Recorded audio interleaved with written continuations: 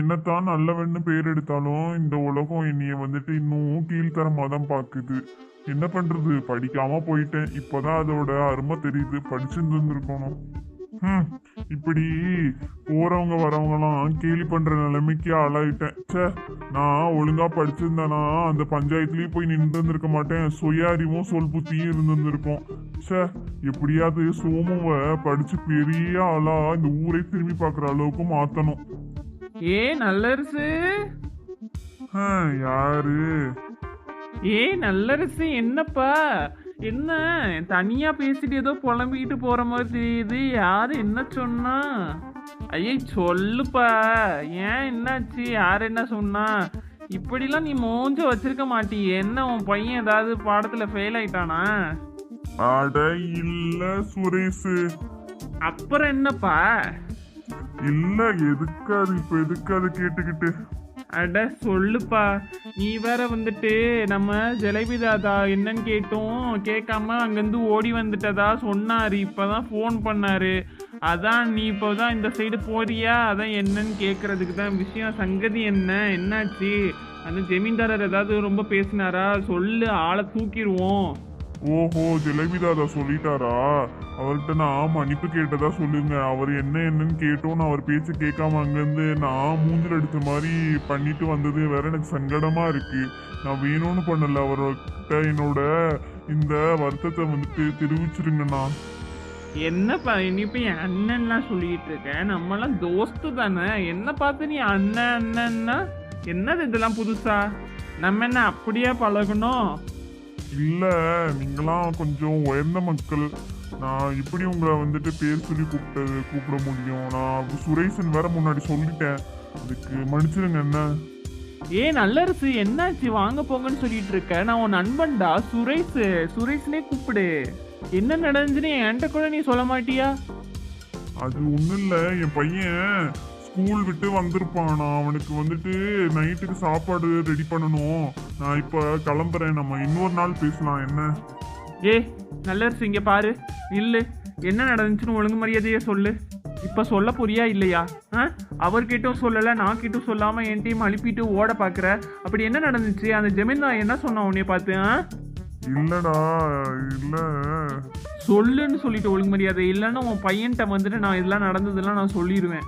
ஐயோ ஐயோ, அப்படி பண்ணிடாதடா. என் பையன்ட்ட எதுவும் சொல்லிடாத. அவனோட படிப்பு வந்துட்டு பாழா போயிடும். அதனால அவன்கிட்ட எதுவும் சொல்லிடாத. அந்த பையன் வந்துட்டு இதையும் யோசிச்சுட்டு இருப்பாங்க. இப்போ அங்க ஸ்கூல் போயிட்டோம். அவன்கிட்ட மட்டும் சொல்லிடாதடா, தயவு செஞ்சு. தெரியுதுல, அப்ப என்ன நடந்துச்சுன்னு என்கிட்ட ஒழுங்கு மரியாதையா சொல்லு. என்னடா திரும்பவும் முகத்தை தொங்க போட்டுட்ட? சொல்லுடா என்னன்னு. நல்லரசு, நாங்கெல்லாம் இருக்கோம்ல. அது என்ன நடந்துச்சுன்னா, அந்த ஜமீன்தாரர் நல்லா தான்டா பேசிட்டு இருந்தாரு. என்ன எதுன்னு குடும்பத்தெல்லாம் விசாரிச்சுட்டு நல்லா தான் பேசிட்டு இருந்தாரு. திடீர்னு வந்துட்டு என்னாச்சு ஏதாச்சுன்னு ஒரு மாதிரி பேசிட்டாருடா. எனக்கு ஒரு மாதிரி ரொம்ப சங்கடமா போச்சு. என்ன சொன்னார நீ அப்படி? என்னன்னு சொல்லு, நான் போய் என்னன்னு கேட்குறேன். அந்த மனுஷன் இப்படிலாம் பேசிட்டு இந்த ஊர்ல இருந்துருவானா? இன்னொரு பஞ்சாயத்து கூட்டிட்டு அவனையும் ஊரை விட்டு ஒதுக்கி வச்சிட வேண்டியதான். அந்த பஞ்சாயத்துனால தான்டா பிரச்சனையே. தெரிஞ்சோ தெரியாமலையோ நானே ஒரு பிரச்சனைக்குள்ள வந்துட்டு போய் சிக்கிக்கிட்டேன்டா. அப்பாடா. நல்லரசு, இங்கதான் இருக்கியா? நீ எங்கெல்லாம் தேடுறது? நான் பாட்டு பேசிட்டு இருக்கேன், நீ பாட்டு என்கிட்ட ஓடி வந்துட்டல்ல. சே, ஒரு வயசான ஆளு இப்படிலாம் ஓட விடுவியா நீ? என்னது இதெல்லாம்? நல்லரசு, இதெல்லாம் சரியில்லை. தாதா, நான் பழைய ஆள் கிடையாது. எத்தனை தடவை உங்களுக்கு நான் சொல்றது, நான் தாதா இல்லைன்னு. என்னைய பெரியவர்னே சொல்லுங்கடா. சரி பெரியவரே, இப்பதான் கொஞ்சம் கொஞ்சமா இவன் வந்து உண்மையை சொல்லிக்கிட்டு இருக்கான். நீங்களும் வாங்க, என்னன்னு கேளுங்க. வாங்க சொல்லு, என்னன்னு கேட்போம். என்கிட்ட இருந்து தப்பிச்சுட்டு வந்துட்ட. இங்க வந்துட்டு சுரேஷை பார்த்தோன்னே எல்லாத்தையும் சொல்லிட்டு இருக்கியா? இதுக்குதான் நீ தோழனை தனியா என்ன தனியா பார்த்துருக்க. அதனால தானே கவனிச்சுக்கிறேன். நான் பழைய தாதாவா மாறட்டுமா? என்ன நல்லரசு, என்ன முழிக்கிற? என்ன என்ன பெரியவரே சொன்னீங்க? நல்லரசு, என்னப்பா ஆச்சு? உன்னாலதான் நான் இப்ப வந்துட்டு இந்த நிலைமைக்கு, நல்ல நிலைமைக்கு வந்திருக்கேன். அப்படி பண்ண வேண்டி நான் உன்னை வந்துட்டு கடவுளுக்கு சமமா பாக்குறேன். அப்படி இருந்து உனக்கு என்னப்பா ஒரு சோகம்? உன் முகமெல்லாம் இப்படி வாடி போயிருக்கு. என்னப்பா ஆச்சு? சுரேஷ், என்னடா ஆச்சு? என்னடா சொல்லிட்டு இருந்தான்? அந்த ஜமீன்தாரர் இவனை ஏதோ சொல்லி இருக்காரு பெரியவரே. அதுக்குதான் இவன் மூஞ்சி இப்படி தொங்க போட்டுக்கிட்டு இருக்கான். என்னன்னு சொல்ல மாட்டான். அப்படியாப்பா நல்லரசு, என்ன சொன்னா சொல்லு, எங்கள்கிட்ட தயக்கப்படாம சொல்லு. பெரியவரே, அந்த ஜமீன்தாரரும் நானும் நல்லா தான் பேசிட்டு இருந்தோம். ஒருத்தர் மாதிரி ஒருத்தர் குடும்பத்தெல்லாம் விசாரிச்சுக்கிட்டு பேசிக்கிட்டு நல்லா தான் பேசிட்டு இருந்தோம். அவர் ஏதோ ஒரு வெளியூருக்கு ஏதோ போயிட்டு வந்தாராம். ஊரு கூட ஜமானியோ ஏதோ ஒரு ஊர் பேர் சொன்னாரு. அங்க போயிட்டு வந்தாராம். நிறைய பொருள்லாம் வாங்கிட்டு வந்ததுலாம் சொன்னாரு. நல்லா தான் போயிட்டு இருந்தது. திடீர்னு நான் ஒன்றும் சொல்லல பெரியவரே. என் பையனையும் இந்த மாதிரி படிக்க வச்சுட்டு அவன் என்னைய ஒரு நாள் இப்படி கூட்டிட்டு போவான் தான் பெரியவரே சொன்னேன். அவருக்கு எங்கேருந்து கோவம் வந்துச்சுன்னு தெரில, என்னை கண்டபடி பேசிட்டாரு.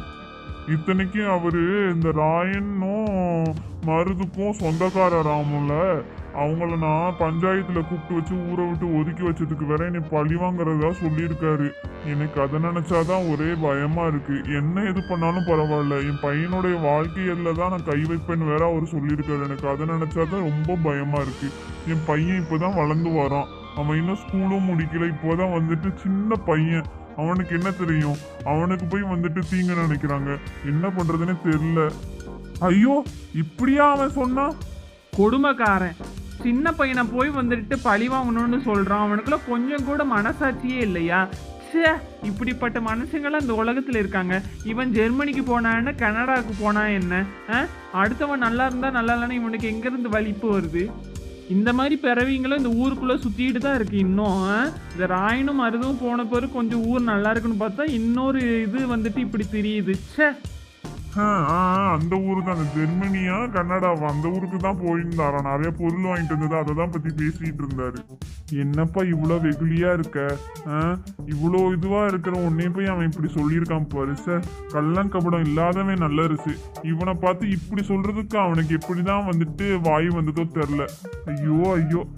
சரி, ஆனது ஆயிப்போச்சு. என்ன பண்றது? இப்ப சோமுவை பாதுகாப்பா நான் வளர்க்கணும். அதுதான் எனக்கு ஒரே குறிக்கோள்.